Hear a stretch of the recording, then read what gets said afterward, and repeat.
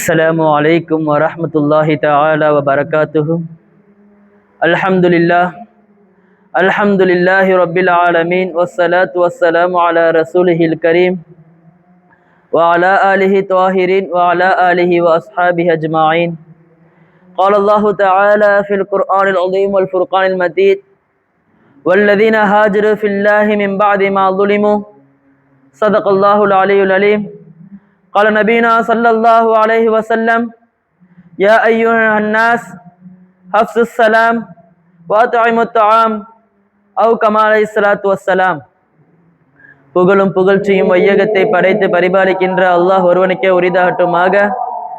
சாந்தியும் சமாதானமும் கண்மணி நாயகம் முஹம்மது ரசூலுல்லாஹ் ஸல்லல்லாஹு அலைஹி வஸல்லம் அவர்களின் மீதும், அவர்களை பின்பற்றிய சத்திய சஹாபாக்கள், தாபிஈன்கள், தபா தாபிஈன்கள், நல்லோர்கள், நாதாக்கள், வலிமார்கள், இறை நேசர்கள், குறிப்பாக இங்கே வீழ்த்திருக்கின்ற நம் அனைவரும் மீதும் அல்லாஹுடைய வற்றாத கருணை என்றென்றும் நின்று நிலவட்டுமாக. அல்ஹம்துலில்லாஹ். அருமை நாயகம் முஹம்மது ரசூலுல்லாஹ் ஸல்லல்லாஹு அலைஹி வஸல்லம் அவர்கள் வாழ்க்கை வரலாற்றை பார்த்த நிலையில் பெருமானாருடைய 51வது வயதில் பெருமானார் ரசூலுல்லாஹ் ஸல்லல்லாஹு அலைஹி வஸல்லம் அவர்கள் மிஅராஜுடைய பயணத்திற்கு சென்றார்கள். அங்கு இறைவனை சந்தித்து அங்கு ரசூலுல்லாவிற்கு அல்லாஹ் ஆறுதல் கூறினான். அவர்கள் இருந்த கவலைகளிலும் கஷ்டங்களிலும் மணல் இன்னல்களை விட்டு பெருமானாருக்கு அல்லாஹு தஆலா மிகப்பெரிய ஆறுதலை கூறி இந்த உம்மத்திற்கு என்று பெருமானார் ரசூலுல்லாஹ் ஸல்லல்லாஹு அலைஹி வஸல்லம் அவர்கள் ஐநேர தொழுகையை கடமையாக்கி மிஅராஜிலே இந்த உம்மத்தும் இறைவனை சந்திக்க வேண்டும் என்ற மிகப்பெரிய ஒரு நோக்கத்தோடு என் உம்மத்தார்கள் தொழுகை மிஅராஜ் என்று சொல்லி என் உம்மத்தார்களுக்கு தொழுகை கொடுக்க வேண்டும் என்று இறைவனிடத்தில் தொழுகையை வாங்கி வந்தார்கள். அந்த அடிப்படையில் பெருமானார் ரசூலுல்லாஹ் ஸல்லல்லாஹு அலைஹி வஸல்லம் அவர்கள் மிஅராஜுடைய பயணத்திற்கு பிறகு இந்த பூவுலகிற்கு வந்தார்கள். வந்ததற்கு பிறகு நாம் எப்படியாவது இந்த மக்கமா நகரத்தை விட்டு வெளியேற வேண்டும், நாம் இந்த மக்கமா நகரத்தை விட்டு வெளியேற வேண்டும் என்று ஆசைப்பட்டு, ஏனென்று சொன்னால் மக்கத்து முஷ்ரிக்கீன்கள் கொடுத்த சிரமம் சாதாரணமானதல்ல. அங்கிருந்த சஹாபாக்கள் எல்லாம் பெருமானார்ட்ட வந்து சொல்லிட்டாங்க, யா ரசூலுல்லாஹ், யா ரசூலுல்லாஹ், இந்த சிரமத்தை விட்டு எங்களை பாதுகாப்பதற்கு ஏதாவது ஒரு வழி கூறுங்கள், இந்த கஷ்டத்தை விட்டு நாங்கள் நிவாரணை அடைவதற்கு ஏதாவது ஒரு வழி கூறுங்கள் என்று பெருமானார் ரசூலுல்லாஹ் ஸல்லல்லாஹு அலைஹி வஸல்லம் அவர்களிடத்தில் சஹாபாக்கள் எல்லாம் வந்து சொன்ன நிலையிலே பெருமானார் அப்பொழுதென்று ஒரு முடிவெடுத்தார்கள், நாம் ஹிஜ்ரத் செல்லுவோம், நாம் ஹிஜ்ரத் செல்லுவோம் என்று முடிவெடுக்கிறார்கள். பெருமானார் நமக்கெல்லாம் தெரிந்த ஒரு வரலாறு, பெருமானார் யஸ்ரிப் மதீனாவின் பக்கம் ஹிஜ்ரத் செய்தார்கள் என்றுதான். ஆனால் அதற்கு முன்னாலேயே ஹஜ்ரத் உஸ்மான் ரலியல்லாஹு தஆலா அன்ஹு அவர்கள் மூலியமாக 10 ஆண்களும் 5 பெண்கள் கொண்ட ஒரு குழுவை ஹபஷாவின் பக்கம் ரசூலுல்லாஹ் ஸல்லல்லாஹு அலைஹி வஸல்லம் அவர்கள் ஹபஷாவின் பக்கம் பெருமானார் ரசூலுல்லாஹ் ஸல்லல்லாஹு அலைஹி வஸல்லம் அவர்கள் ஹிஜ்ரத்திற்கு அனுப்பிவிட்டார்கள். ஏனென்று சொன்னால் ஹபஷாவை சார்ந்த மன்னன் ஒரு கிறிஸ்துவனாக இருந்தாலும் ரொம்ப நீதமானவனாக, அநியாயத்தை விட்டு பாதுகாக்கப்பட்டவனாக, அந்த ஊர் மக்களுக்கு நீதத்தை நிலைநாட்டுபவனாக, அங்குள்ளவர்களுக்கு பாதுகாப்பு கொடுப்பவனாக ஹபஷாவை சார்ந்த அரசன் ஆகியிருந்ததின் காரணமாக பெருமானார் ரசூலுல்லாஹ் ஸல்லல்லாஹு அலைஹி வஸல்லம் அவர்கள் உஸ்மான் ரலியல்லாஹு தஆலா அன்ஹு அவர்களுடைய தலைமையில் சுமார் 15 நபர்களை கொண்ட ஒரு குழுவை நாயகம் அனுப்பி வைக்கிறார்கள். அங்கு சென்று உஸ்மான் ரலியல்லாஹு தஆலா அன்ஹு அவர்கள் பாதுகாப்பாக இருப்பார்கள் என்பதை நம்புகிறார்கள். அதை தொடர்ந்து இரண்டாவதாக ஜாஃபர் இப்னு அபீ தாலிப் ரலியல்லாஹு தஆலா அன்ஹு அவர்களுடைய தலைமையில் ஒரு கூட்டத்தை பெருமானார் அனுப்பி வைக்கிறார்கள்.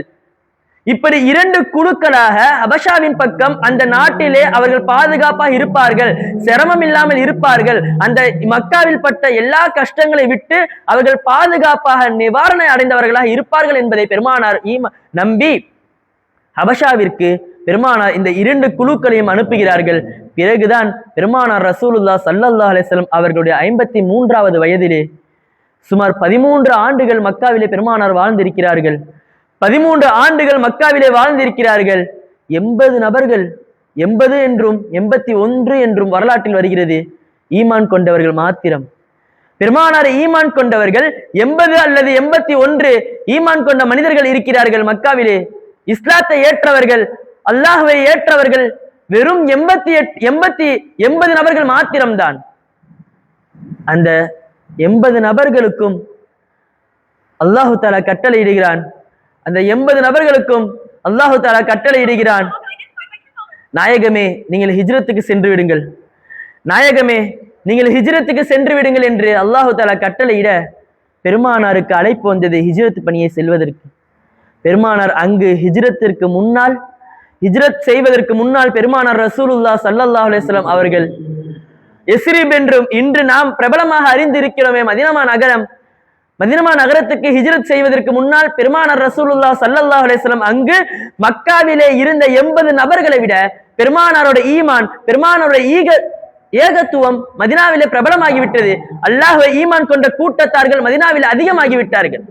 ஏனென்று சொன்னால் பெருமானார் மக்காவிலே இருக்கும் பொழுது மதீனாவிலிருந்து வியாபாரத்திற்கு மக்காவிற்கு வருவார்கள். வந்தபோது இங்கு ஒரு நபர் இறுதி தூதர் இருக்கிறார் என்று சொல்லி பெருமானாரை பற்றி, அவர்கள் ஏகத்துவத்தை பற்றி கேட்ட ஒரு சில நபர்கள் மதீனாவிற்கு சென்று ஏகத்துவத்தை எத்தி வைக்கிறார்கள். மதீனாவிலே 2 கோத்திரம், 2 கூட்டத்தார்கள், அவுஸ் அஹ்ரஜ் என்ற 2 கூட்டத்தார்கள் இருக்கிறார்கள். இந்த 2 கூட்டத்தார்களும் எப்பொழுதுமே சண்டை போட்டுக் கொண்டுதான் இருப்பார்கள். ஏன்னா மதீனால இருக்கக்கூடிய யகூதிகள் என்ன பண்ணுவாங்களா, இந்த 2 கூட்டத்தார்களுக்கு மத்தியில சண்டை மூட்டி கொண்டு இவர்கள் நிம்மதியாக வாழ்வார்கள். ஏன்னா மக்காவில் மதீனால அந்த யகூதிகள் வருவதற்கு முன்னால் இவர்கள் இருந்த கூட்டத்தார்கள் மாத்திரம்தான் வாழ்ந்தார்கள். இவர்கள் பொருளாதாரம் இருந்தது, இவர்களுக்கு வியாபார தளம் இருந்தது. அந்த யகூதிகள் நுழைந்து விட்டார்கள். மதீனாவில் யகூதிகள் நுழைந்து விட்டு அந்த 2 கூட்டத்தார்களையும் பிரித்து விட்டார்கள். பொருளாதார இன்னல்களை கொடுத்தார்கள், கடனுக்கு என்று பொருளை கொடுத்தார்கள், வட்டி கொடுத்தார்கள். கடைசியில ஒரு நிலைமை எப்படி மாறிடுச்சுன்னா, அந்த அவுஸ் அஹ்ரஜ் 2 கூட்டத்தார்களுக்கு மத்தியில யாருக்காவது திருமணம் நடந்தால், ஏதாவது ஒரு நபருக்கு திருமணம் நடந்தால் அந்த திருமணம் செய்யும் பெண் அந்த யகூதியுடைய தலைவனுடைய வீட்டில் ஒரு நாள் இருக்க வேண்டும். இவ்வளவு மோசமான ஒரு நிலை மதீனாவில் ஏற்பட்டு விட்டது. இவ்வளவு சிரமமான நிலை மதீனாவில் ஏற்பட்டு விட்டது. அங்கிருந்த யகூதிகள் சொன்னார்கள், மக்கால கடைசி நபி, இறுதி நபி ஒருத்தர் இருக்காரு, அவர் மட்டும் எங்கள்கிட்ட இந்த மதீனாவுக்கு வந்தார்னா அவரை எங்க பக்கத்தை நாங்க இழுத்துக்கிட்டு, அவரை நாங்கள் எங்க பக்கம் சேர்த்துக்கிட்டு உங்கள் 2 கோத்திரத்தையும் முழுமையாக அழித்து விடுவோம். காரணம், எங்கள்கிட்ட தான் பொருளாதாரம் இருக்கு, எங்கள்கிட்ட தான் பொருளாதாரம் இருக்கிறது, நாங்கள் தான் விலை உயர்ந்தவர்களாக இருக்கிறோம், உயர்ந்த அந்தஸ்தில் இருக்கிறோம் என்று சொல்லி இப்படி ஒரு நிலை இருந்து கொண்டு இருக்கிறது. அப்படிதான் மதீனாவிலிருந்து ஒரு கூட்டம் வந்து பெருமானாரை ஈமான் கொள்கிறார்கள். ஈமான் கொண்டு விட்டு மதீனாவிற்கு ஈமானை எத்தி வைப்பதற்கு ஒரு சஹாபியை அனுப்பி வைக்கிறார்கள் பெருமானார். ரசூலுல்லா இன்னும் மதீனாவுக்கு ஹிஜ்ரத் செஞ்சு போகல. ரசூலுல்லா இன்னும் மதீனாவிற்கு ஹிஜ்ரத் செஞ்சு போகவில்லை. மதீனாவிற்கு ஹிஜ்ரத் செய்வதற்கு முன்னால் ஏகத்துவத்தை பரப்புவதற்கு 23, 24 வயதுள்ள ஒரு சஹாபியை பெருமானார் ரசூலுல்லா ஸல்லல்லாஹு அலைஹி வஸல்லம் அவர்கள் ஏகத்துவத்தை எத்தி வைப்பதற்கு அனுப்புகிறார்கள். அங்கு மதீனாவில் இருந்த வந்த நபருடன் அந்த சஹாபி செல்கிறார். சென்று போய் பார்த்தால் கொஞ்சம் தூரத்துக்கு முன்னாடியே நின்று, இந்த 2 கூட்டம் இருக்குல்ல, கொஞ்சம் தூரத்துக்கு முன்னாடியே நின்று அந்த மதீனால இருந்த வந்த மனிதர் சொல்ற அந்த சஹாபிட்ட, இந்த 2 கூட்டம் இருக்குல்ல, இவங்க தான் அவுஸ் அஹ்ரஜ், இந்த 2 கூட்டத்தார்கள் தான், இந்த 2 கூட்டத்தார்களை தான் நீங்க ஈமான் கொள்ள வைக்கணும் அப்படின்னு சொன்னா, அந்த 2 பேருமே பேச்சுவார்த்தை நடக்கிறாங்க. 2 பேர்த்துக்கும் மத்தியில ஒரு பேச்சுவார்த்தை நடந்துட்டு இருக்கு. எப்பேற்பட்ட பேச்சுவார்த்தைன்னு சொன்னா, 2 பேருமே அருவாளை வைத்து பேச்சுவார்த்தை நடத்திட்டு இருக்காங்க. 2 பேருமே அருவாளை வச்சு பேசிக்கிட்டு இருக்காங்க. 2 பேருமே அருவாளை வைத்து பேசி கொண்டிருக்கிறார். அந்த மதீனால இருந்து வந்த மனிதர் சொன்னார், இவங்கள்ட்ட நான் பேச முடியாது, இவங்க ரொம்ப கோவக்காரங்க, நான் போய் பேசுறேன்னு சொன்னா இவர்கள் என்னை வெட்டி என்னை கொலை செய்து விடுவார்கள், நீங்க போய் பேசுங்கன்னு சொல்லி அந்த சஹாபியை அனுப்பி வச்சுட்டாங்க. அந்த 23 வயது சஹாபி எவ்வளவு துணிச்சலான நிலை, எவ்வளவு துணிச்சலான நிலை. அந்த 2 கோத்திரத்தார்களிடம் போய் பேசுறாங்க. எப்படி பேசுறாங்கன்னு தெரியுமா? எப்படி பேசுறாங்க தெரியுமா? உங்க யகூதி சொல்லிக்கிட்டு இருக்கார்ல, கடைசி ஒரு நபி வருவார், அவரை எங்க பக்கம் திருப்பிடுவோன்னு சொல்லிக்கிட்டு இருக்கார்ல, அந்த கடைசி நபி இப்பொழுது என் கையில இருக்காரு, அந்த கடைசி நபி என்னுடைய பாக்கெட்ல இருக்காரு, நான் சொன்னா அவர் எல்லாமே செய்வாரு, நீங்க யார் அவர் ஈமான் கொள்றீங்க? முதலாவதாக அவுஸ் கூட்டத்தார்கள் சொன்னார்கள், அவுஸ் கூட்டத்தின் தலைவர் சொன்னார், நான் அந்த நபியை ஈமான் கொள்கிறேன், நான் அந்த கடைசி நபியை ஈமான் கொள்கிறேன், நானும் என்னை சேர்ந்த 400 குடும்பத்தார்களும் ஈமான் கொள்கிறோம் என்று முதலாக மதீனா நகரத்தில் ஒரு மிகப்பெரிய கூட்டத்தார்கள் ஈமான் கொள்கிறார்கள். முதலாக மதீனா நகரத்தில் ஒரு மிகப்பெரிய கூட்டத்தார்கள், அதற்கு பிறகு அஹ்ரஜ் கூட்டத்தார்களும் முழுமையாக ஈமான் கொண்டார்கள் என்று வரலாற்றில் வருகிறது. இதற்கு பிறகுதான் பெருமானாருடைய 53வது வயதிலே பெருமானார் ரசூலுல்லாஹ் ஸல்லல்லாஹு அலைஹி வஸல்லம் அவர்களுக்கு ஹிஜ்ரத்துடைய கட்டளை வருகிறது. அல்லாஹு தஆலா அனுமதி தருகிறான். பெருமானார் மக்காவில் இருந்த நிலை, அவர்கள் சோதிக்கப்பட்ட நிலை, அவர்கள் பட்ட கஷ்டங்களுக்கு அனைத்தையுமே, நாயகமே நீங்கள் மதீனாவிற்கு சென்று விடுங்கள், நீங்கள் யஸ்ரிபின் பக்கம் ஹிஜ்ரத்தை செய்து விடுங்கள் என்று பெருமானாருக்கு அல்லாஹு தஆலா கட்டளை இடுகிறான். பெருமானார் மதீனாவிற்கு செல்வதற்கு முன்னாலே பெருமானார் மீது மதீனாவில் உள்ள மதீனா வாசிகள் அனைவரும், மதீனா சஹாபாக்கள் அனைவரும் பெருமானாரை பார்க்க வேண்டும், ரசூலை பார்க்க வேண்டும், அவர்களை கரம் பிடிக்க வேண்டும் என்று ஆவல் கொண்டு முழுமையாக ஈமான் கொண்ட விசுவாசிகளாக மாறிவிட்டார்கள். இப்படி சஹாபாக்கள் மதீனாவில் ஒரு புறம், மக்காவில் ஒரு புறம், மக்காவில் உள்ள அனைத்து சஹாபாக்களையும் ஈமான் கொண்ட சஹாபாக்களை அழைத்து நாயகம் சொல்கிறார்கள், நீங்கள் மதீனாவின் பக்கம் ஹிஜ்ரத் சென்று விடுங்கள், நீங்கள் மதீனாவின் பக்கம் ஹிஜ்ரத் சென்று விடுங்கள் என்று சொல்ல, அங்கிருந்த முஷ்ரிக்கீன்கள் அனைவருக்கும் ஒரு தகவல் தெரிகிறது. அபூ ஜஹல், உத்பா, ஷைபா, வலீத் இப்னு முகைரா போன்ற பெரும் பெரும் தலைவர்கள் அனைவருக்கும் பெருமானார் ஹிஜ்ரத் போக போகிறார்கள், பெருமானார் மக்காவை விட்டு செல்ல போகிறார்கள் என்ற ஒரு தகவல் தெரிகிறது. இரவு 12 மணிக்கு மேல, இரவு 12 மணிக்கு மேல அவர்கள் கூட்டம் கூடுகிறார்கள், மஷோரா செய்கிறார்கள், இந்த முஹம்மதை நாம் அழித்துவிட வேண்டும் என்று மஷோரா செய்கிறார்கள். அப்பொழுது 12 மணிக்கு மேல மஷோரா செய்கிறார்கள். ஒரு வயசான ஒரு தோற்றத்துல ஷைத்தான் அந்த கூட்டத்துல சேர்ந்துடுறான். இப்லீஸ் அந்த மஷோரால, பெரும் பெரும் தலைவர்கள் எல்லாம் இருக்கிற மஷோரால இப்லீஸ் சேர்ந்து விடுகிறான். அந்த கூட்டத்துல பேசுறாங்க, நாம் இன்ற இரவு முஹம்மதை மதீனாவிற்கு அனுப்பக்கூடாது, எப்படியாவது அவர் கதையை முடித்து விட வேண்டும், அவரை எப்படியாவது கொலை செய்து விட வேண்டும் என்று பேசுகிற நேரத்திலே யார் கொலை செய்வது என்று பேசும்பொழுது அபூ ஜஹல் சொன்னான். அபூ ஜஹல் கூறினான், நம்முடைய ஒவ்வொரு வீட்டில் இருந்தும் ஒரு வாலிபன், யாராவது ஒருத்தர் கொலை செய்தாதானே இவர் கொலை செஞ்சுட்டான்னு சொல்லி பழி வந்துடும், யாராவது ஒருத்தர் செஞ்சாதானே இவர் செஞ்சிட்டான்னு பழி வந்துடும். ஒவ்வொரு வீட்டில் இருந்தும் ஒவ்வொரு வாலிபன் சுமார் 100 வாலிபரை தயார் செய்து பெருமானார் ரசூலுல்லாஹ் ஸல்லல்லாஹு அலைஹி வஸல்லம் அவர்களை கொலை செய்வதற்கு ஆணையிடுகிறார். இந்த முடிவு இப்லீஸ் சரியான முடிவு என்று சொல்லி அவர்களுக்கு உற்சாகப்படுத்தி அந்த நிலையை ஏற்பாடு செய்கிறார். அல்லாஹு தஆலா பெருமானாரை எப்படி பாதுகாத்தான் என்று சொன்னால் ஏராளமான அற்புதம், ஏராளமான அற்புதம். அன்பிற்குரிய அல்லாஹ்வின் நல்லடியார்களே, பெருமானார் அனைத்து முஷ்ரிக்கீன்கள் கண் திறந்திருக்கும் பொழுதே ஹிஜ்ரத்துக்கு சென்றார்கள். எல்லா சஹாபாக்களும் ஹிஜ்ரத்துக்கு போயிட்டாங்க. கடைசியா போக வேண்டியது யாரு? அலி ரலியல்லாஹு, அபூபக்கர் சித்திக் ரலியல்லாஹு, அருமைநாயகம் முஹம்மது ரசூலுல்லாஹ் ஸல்லல்லாஹு அலைஹி வஸல்லம் அவர்கள் மாத்திரம்தான். ஹிஜ்ரத்துடைய பயணம் என்பது சாதாரணமான ஒரு பயணம் இல்லை. இன்னைக்கு நம்ம சொல்றோம்ல, இஸ்லாமிய வருட பிறப்பு வந்து விட்டது, இஸ்லாமிய வருட பிறப்பு வந்து விட்டது, பெருமானார் ஹிஜ்ரத் போன வருடம் ஹிஜ்ரத்துடைய நிகழ்வு நாம் எல்லாம் பிரபலமாக பேசிக் கொண்டிருக்கிறோமே. இந்த ஹிஜ்ரத்துடைய நிலவில் எவ்வளவு சஹாபாக்கள் எவ்வளவு துன்பப்பட்டிருக்கிறார்கள். எத்தனையோ சஹாபாக்கள் உடைமைகளை விட்டு போனார்கள். ஷுஐப் ரூமி என்ற ஒரு சஹாபி, ஷுஐப் ரூமி என்ற ஒரு சஹாபி, அவர் ரோம் நாட்டில் இருந்து வருகிறார். ரோம் நாட்டில் இருந்து வந்து மக்கமா நகரத்திலே ஏராளமான பொருட்களை சம்பாதித்து, பல கோடிக்கணக்கான பொருட்களை சம்பாதித்து விட்டு அனைத்து பொருட்களையும் அனைத்து பொருளாதாரத்தையும் மக்கமா நகரத்தில் ஒரு இடத்தில் புதைத்து வைத்து விட்டார். ஹிஜ்ரத்துக்கு செல்ல போகிறார் என்று தெரிந்தவுடன் மக்கத்து முஷ்ரிக்கீன்கள் அனைவரும் அவரை பிடித்து விட்டு, நீ ரோம் தேசத்தை விட்டு வந்த, இங்க மக்கமா நகரத்துல சம்பாதித்தது அனைத்தையும் வச்சுட்டு போனோம், ஒன்ட்ட போட்டிருக்க ஆடையை தவிர வேற எந்த ஒரு பொருளும் இருக்கக்கூடாது. எவ்வளவு பெரிய செல்வந்தர் தெரியுமா? மிகப்பெரிய செல்வந்தர். ஒரு பல மடங்கு கோடிக்கணக்கிற்கு உள்ள சொத்துக்கள் இருக்கக்கூடிய ஷுஐப் ரூமி என்ற ஒரு சஹாபி மக்கத்து முஷ்ரிக்கீன்கள் எல்லாம் சொல்ல, ஷுஐப் ரூமி சொல்கிறார், சஹாபா கூறுகிறார்கள், நான் சம்பாதித்தது எல்லாமே என்கிட்ட இல்ல, எல்லாமே மக்கால தான் இருக்கு, மக்கமா நகரத்துலதான் இருக்கு, ஒரு இடத்துல புதைச்சு வச்சிருக்கேன்னு சொல்கிறாரு. அந்த இடம் எங்கன்னு சொல்லாதான் உன்னை விடுவோம், உன்னை ஹிஜ்ரத்துக்கு விடுவோம் என்று சொல்கிறார்கள் மக்கத்து முஷ்ரிக்கீன்கள். அந்த சுஹைப் ரூமி அந்த இடத்தில் உள்ளது அனைத்தையும் சொல்கிறார்கள். அந்த இடத்தில் உள்ள அனைத்து பொருளாதாரத்தையும், அனைத்து செல்வத்தையும், அனைத்து தீனாரையும் திரகத்தையும் தோண்டி எடுத்து முஷ்ரிக்கீன்கள் அனைத்தையும் தோண்டி எடுத்ததற்கு பிறகுதான் சுஹைப் ரூமியை ஹிஜ்ரத்திற்கு அனுப்பி வைத்தார்கள் என்று வரலாற்றில் பார்க்கிறோம். எவ்வளவு சிரமம்! எத்தனையோ சஹாபாக்கள் மனைவியை இழந்து ஹிஜ்ரத்திற்கு சென்றார்கள். உம்மு சல்மா என்ற ஒரு பெண்மணி, பெருமானார் ரசூலுல்லாஹ் ஸல்லல்லாஹு அலைஹி வஸல்லம் அவர்கள் ஜாஃபர் இப்னு அபீ தாலிப் ரலியல்லாஹு தஆலா அன்ஹு அவர்களுடன் ஹிஜ்ரத்திற்கு அனுப்பி வைத்தார்கள். பெருமானார் மதீனாவின் பக்கம் ஹிஜ்ரத்துக்கு செல்கிறார்கள் என்று வரலாற்று வந்ததுக்கு பிறகு, என்ற செய்தி வந்ததுக்கு பிறகு ஹபஷா நாட்டை விட்டு மீண்டும் மக்கா நகரத்திற்கு வந்து விடுகிறார்கள். வந்ததற்கு பிறகு உம்மு சல்மா ரலியல்லாஹு தஆலா அன்ஹா அவர்கள் பெற்றோர்கள், நாங்கள் இவர்களை ஹிஜ்ரத்திற்கு விடமாட்டோம், இவரை மதீனா நகரத்திற்கு அனுப்ப மாட்டோம் என்று முரண்டிடுகிறார்கள்.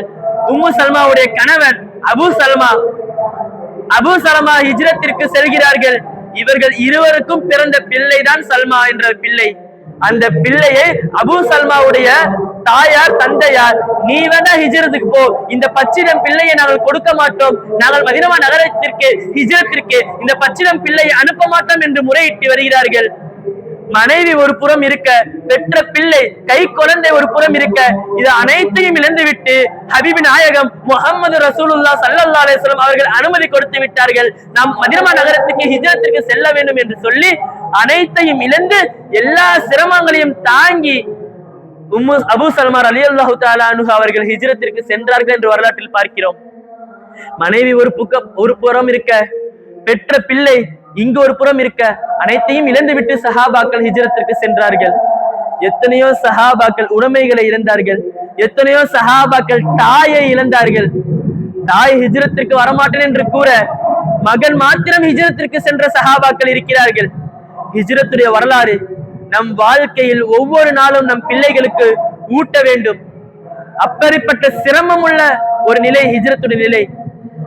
அலி ரலியல்லாஹு தஆலா அன்ஹு அவர்களிடத்தில் பெருமானார் ரசூலுல்லாஹ் ஸல்லல்லாஹு அலைஹி வஸல்லம் அவர்கள் சொல்கிறார்கள், அலியே, நான் இந்த மக்காவிலே என்னுடைய உறவினர்களுக்கு, ஹாஷிம் கோத்திரத்தார்களுக்கு, பல மக்களுக்கு நான் கொடுக்க வேண்டிய பொருட்கள் இருக்கிறது, அமானத்தனா உள்ள பொருட்கள் இருக்கிறது, அனைத்தையும் நீ அவர்களுக்கு கொடுத்து விட்டு காலையில் மதீனா நகரத்திற்கு ஹிஜ்ரத் செய்து வா என்று இரவிலே அலி ரலியல்லாஹு தஆலா அன்ஹு அவர்களிடத்திலே அந்த பொறுப்பை ஒப்படைத்து விட்டு பெருமானார் ரசூலுல்லாஹ் ஸல்லல்லாஹு அலைஹி வஸல்லம் அவர்களுடைய வீட்டில் அலி ரலியல்லாஹு உறங்க வைக்கிறார்கள்.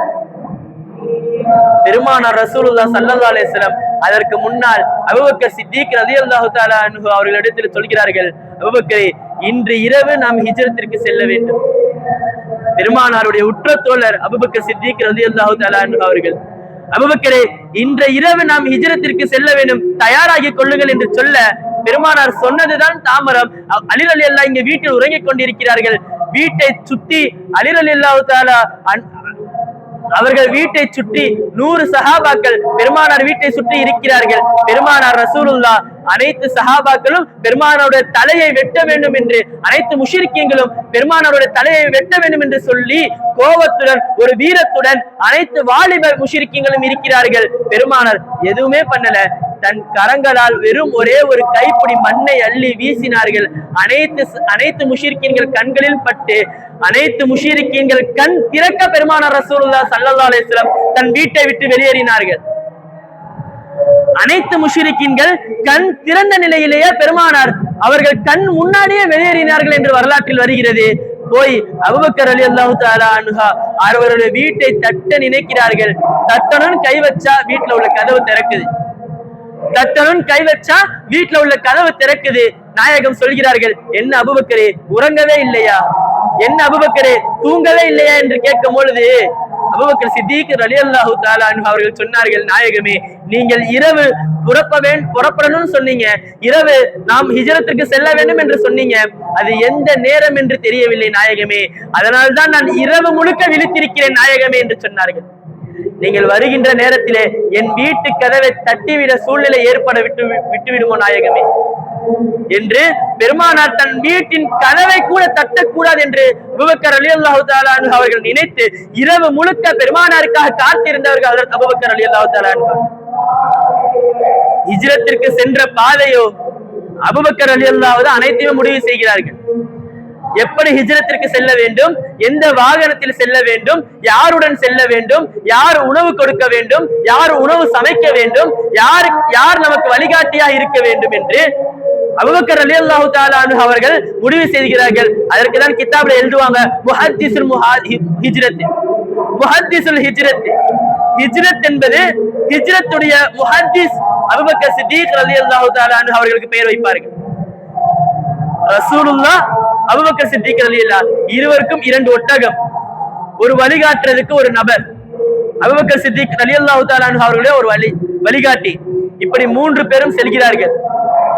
பொதுவாகவே மக்கால இருந்து மதீனாக்கு போகணும்னு சொன்னா மக்காவுடைய நேர்ல மதீனா போலாம், நேர் வாசல் வழியா மதீனாக்கு போக முடியும். அந்த ரூட்ல தான் போகணும். ஆனா அபூபக்கர் சித்தீக் ரலியல்லாஹு தஆலா அன்ஹு அவர்கள் மேப் எடுத்து பாத்தீங்கன்னா தெரியும், சௌரு குகையில பெருமானார் தங்கினார்கள் என்று வரலாற்றில் வருகிறது அல்லவா. அந்த சௌரு குகை பெருமானார் ரசூலுல்லாஹ் ஸல்லல்லாஹு அலைஹி வஸல்லம் அவர்கள் இருந்த மக்கா நகரத்தில் இருந்து பின்னாடி இருக்கக்கூடிய பல மைல் தூரத்துல இருக்கு. பெருமானார் ரசூலுல்லாஹ் ஸல்லல்லாஹு அலைஹி வஸல்லம் அவர்களை எந்த முஷ்ரிக்கீன்களும் பின்பற்ற கூடாது என்பதற்காக, எந்த காஃபிரும் பின்பற்ற கூடாது என்பதற்காக அபூபக்கர் சித்தீக் ரலியல்லாஹு தஆலா அன்ஹு அவர்கள் பெருமானார் ரசூலுல்லாஹ் ஸல்லல்லாஹு அலைஹி வஸல்லம் அவர்களை மக்காவுடைய பின்புறத்தில் இருந்து அழைத்து செல்கிறார்கள். சௌரு குகை எட்டுகிறது. சௌரு குகையில போய் தங்குறாங்க. அதற்கு முன்னாடி மக்கா நகரத்துல பெருமானார் ஹிஜ்ரத்திற்கு சென்று விட்டார்கள், பெருமானார் வீட்டை விட்டு வெளியேறி விட்டார்கள் என்று அனைத்து முஷ்ரிக்கீன்கள் தலைவருக்கும் தெரிந்து விடுகிறது. அபூஜஹல் ஆணையிடுகிறார், யார் முஹம்மது ஸல்லல்லாஹு அலைஹி வஸல்லம் அவர்கள் தலையை எடுத்து வருகிறானோ அவனுக்கு 100 ஒட்டகம் பரிசு தருகிறேன். யார் முஹம்மது ஸல்லல்லாஹு அலைஹி வஸல்லம் அவர்கள் தலையை எடுத்து வருகிறானோ அவனுக்கு 100 ஒட்டகம் பரிசாக தருகிறேன் என்று சொல்ல, ஒரு ஒட்டகம்ன்றது இன்னைக்கு காலத்துல ஆடி, பென்ஸ், BMW கார் சொல்றல, விலை மதிக்க முடியாத கார்கள், பல கோடி கணக்குல காரும் சொல்றல, ஒரே ஒரு ஒட்டகம். ஒரு ஒட்டகத்துடைய விலை இன்றைக்கு நம்முடைய காலத்துல ஆடி, BMW அப்படின்னு சொல்லக்கூடிய விலை மதிக்கக்கூடிய விலை உயர்ந்த ஒரு காருடைய நிலை வெறும் ஒரே ஒரு ஒட்டகம் என்பது. ஆனா அன்றைக்கு அபூஜஹல் கட்டளையிடுகிறார், 100 ஒட்டகம் பரிசாக தருகிறேன், முஹம்மதுடைய தலையை நீங்கள் எடுத்து வாருங்கள் என்று சொல்ல 100 சஹாபாக்களும் சிதறி மக்கா நகரத்தை முழுவதும் தேடுகிறார்கள். அப்படியே தேடிக்கிட்டே போனா சௌரு குகை வந்துருச்சு. சௌரு குகை எத்தி விட்டார்கள். சௌரு குகையை எத்தி விட்டார்கள். கீழே குனிஞ்சு பார்த்தா பெருமானார் ரசூலுல்லாஹ் ஸல்லல்லாஹு அலைஹி வஸல்லம் அவர்களும் அபூபக்கர் சித்தீக் ரலியல்லாஹு தஆலா அன்ஹு அவர்களும் இருந்து இருப்பார்கள். அந்த குகைக்கு மேல அபூஜஹலும் கூட ஒரு முஷ்ரிக்கும் இருக்கிறார். அந்த முஷ்ரிக் சொல்ற அபூஜஹலை பார்த்து, எனக்கு என்னமோ இங்கதான் முகமது இருப்பாருன்னு தோணுது, நம்ம அந்த குகையை கொஞ்சம் பார்ப்போமே.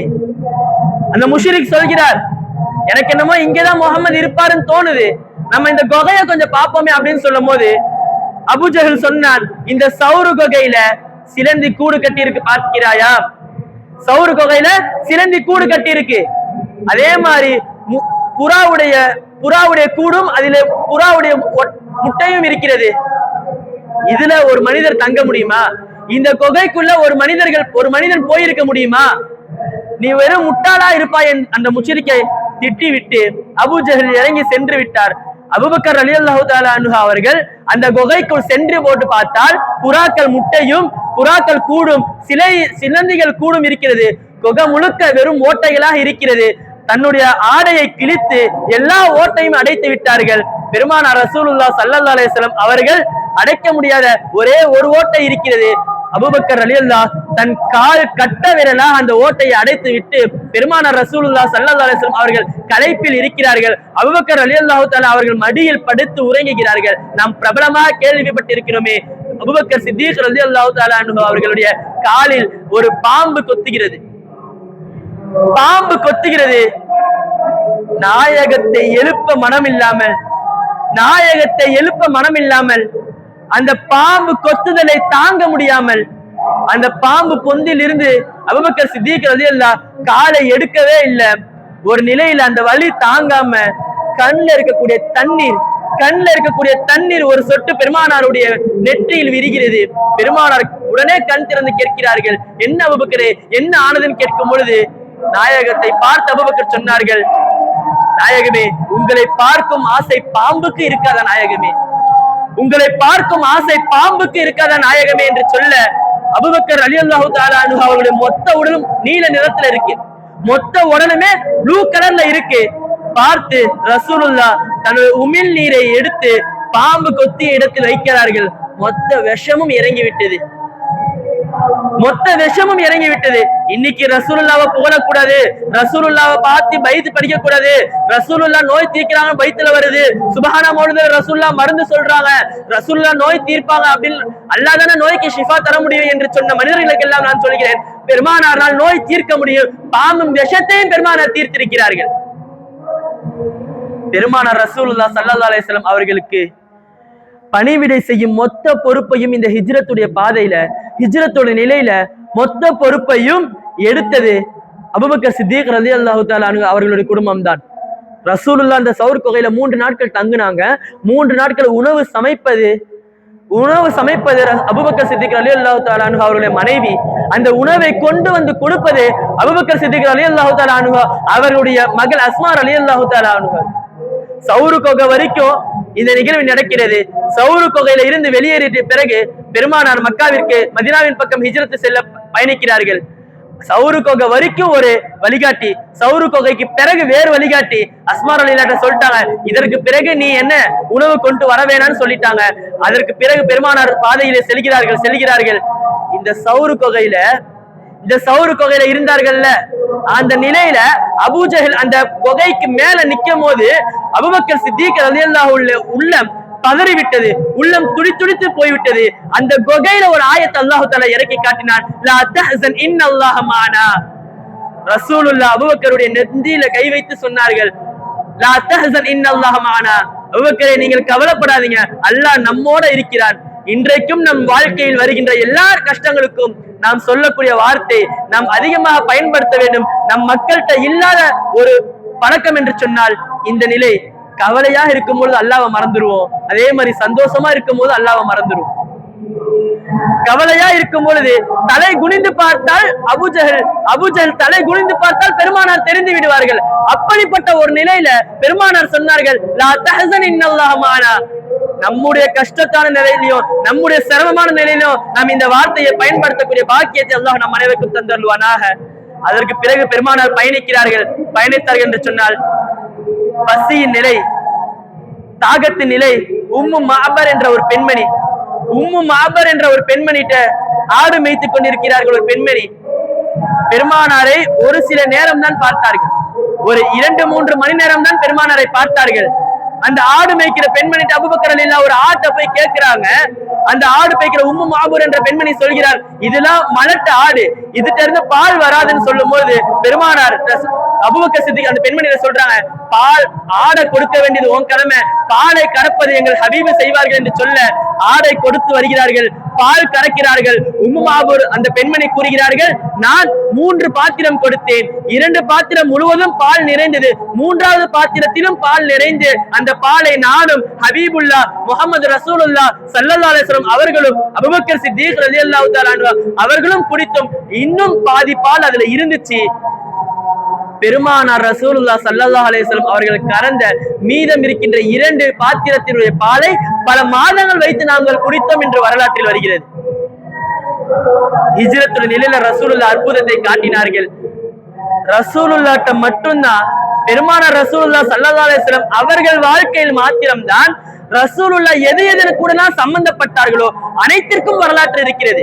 இந்த உம்மு மஅபர் ஒரு பால் கறக்க ஒரு ஆடை கொடுத்தாங்கல்ல, அந்த ஆட்டுக்கு என்று ஒரு வரலாற்றில் வருகிறது. அந்த ஆடு சுமார் ரசூலுல்லாஹ் பால் கறந்ததுக்கு பிறகு 40 ஆண்டுகள் உயிரோடு இருந்தது என்று வரலாற்றில் வருகிறது. 40 ஆண்டு. சாதாரணமா ஒரு உலகத்துல ஒரு ஆடு இருக்குன்னு சொன்னா ஒரு 3 ஆண்டு 4 ஆண்டு தான் இருக்கும். அதையும் தாண்டி அதிகபட்சமா 5-6 ஆண்டு தான் உயிரோடு இருக்கும். ஆனா இந்த ரசூலுல்லாஹ் ஸல்லல்லாஹு அலைஹி வஸல்லம் அவர்கள் பால் கறந்த ஆடு சுமார் 40 ஆண்டுகள் உயிரோடு இருந்தது என்று வரலாற்றில் வருகிறது. இப்படியே பெருமானாருடைய ஹிஜ்ரத் பயணம் தொடர்கிறது. பெருமானார் தொடர்ந்து போய்கொண்டே இருக்கிறார்கள். ஒரு நிலையில மதீனாவிற்கு கொஞ்சம் முன்னாடி ஒரு சஹாபி, மதீனாவிற்கு கொஞ்சம் முன்னாடி முஷ்ரிக்கில ஒரு மனிதர், சுராகத் இப்னு மாலிக் என்ற ஒரு முஷ்ரிக், வருங்காலத்தில் அவர் ஈமான் கொண்டு விட்டார். சுராகத் இப்னு மாலிக் என்ற ஒரு முஷ்ரிக்கு பெருமானார் ரசூலுல்லாஹ் ஸல்லல்லாஹு அலைஹி வஸல்லம் அவர்களை கொல்ல வேண்டும் என்று வந்துவிட்டு பெருமானாரை பிடித்து விட்டார். பெருமானார் அங்கு ஒரு அற்புதம் காட்டினார்கள். மண்ணுக்கு கட்டளையிட்டார்கள், மண்ணே சுராக்காவை பிடித்துக்கொள். அந்த பூமி பிடித்து விட்டது. மீண்டும் சுராக்கா ரசூலுல்லாஹ்ட்ட கெஞ்சிரா, நாயகமே நான் உங்களை எதுவும் பண்ண மாட்டேன், என்னை விட்டுருங்கன்னு சொல்லும் பொழுது மண்ணுக்கு பெருமானார் அனுமதி கொடுக்கிறார்கள். மண்ணு விடுவிக்கிறது. என்னதான் இருந்தாலும் ஒரு ஆசை, பேராசை அல்லவா? பெருமானாரை பிடித்து கொடுத்தால் 100 ஒட்டகம் அல்லவா? மீண்டும் பெருமானாரை பிடிக்க செல்கிறான், மீண்டும் மண்ணு பிடித்தது. மீண்டும் பிடிக்க செல்கிறான், மீண்டும் மண்ணு பிடித்தது. இதே போன்று 3-4 தடவை பெருமானாரை பிடிக்க நினைக்கும் பொழுதெல்லாம் பூமி சுராக்காவுடைய காலை பிடித்து கொண்டது என்று வரலாற்றில் வருகிறது.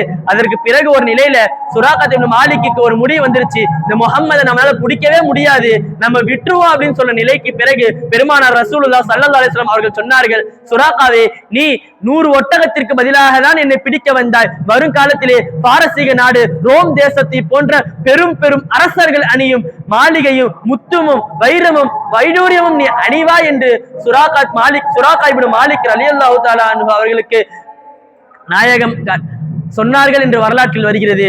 அதற்கு பிறகு உமர் ரலியல்லாஹு காலத்துல அந்த சுராகா இப்னு மாலிக் வாழ்ந்தார். அவர் பாரசீக நாட்டில் உள்ள அரசர்கள் அணியும் மாலைகள் முத்துக்களை அணிந்தார் என்பதை வரலாற்றில் பார்க்கின்றோம். இப்படியே பெருமானார் மதீனா நகரத்திற்கு நுழைகிறார்கள். அதற்கு முன்னால் மஸ்ஜிதே குபா என்ற ஒரு இடம், அந்த இடத்தில் வைத்து ஜும்மாவுடைய தொழுகை கடமையாகிறது. மதீனா நகரத்திற்கு நுழைவதற்கு முன்னால் மஸ்ஜிதே குபா என்ற ஒரு இடத்தில் ஜும்மா தொழுகை கடமையாகிறது. பெருமானார் ரசூலுல்லாஹ் ஸல்லல்லாஹு அலைஹி வஸல்லம் ஜும்மா தொழுகிறார்கள். தொழுது விட்டு மதீனாவிற்கு நுழைகிறார்கள். மதீனா நகரமே பெருமானார் வருகைக்காக காத்திருக்கிறது. பெருமானார் உதித்து விட்டார்கள். நாம் எல்லாம் பிரபலமாக கேள்விப்பட்டிருக்கும் தொலஅல் பத்ரு அலைனா என்ற ஒரு பாடலை, ஒரு கவிதையை மொத்த மதீனா நகரமே பாடி அனைத்து மதீனா நகரத்தில் உள்ள மக்கள்களும் அனைத்து அன்சாரி சஹாபாக்களும் தஃபைத்து பெருமானாரை வரவைத்தார்கள் என்று வரலாற்றில் பார்க்கிறோம். பெருமானார் மதீனா நகரத்திற்கு காலைத்து விட்டார்கள்.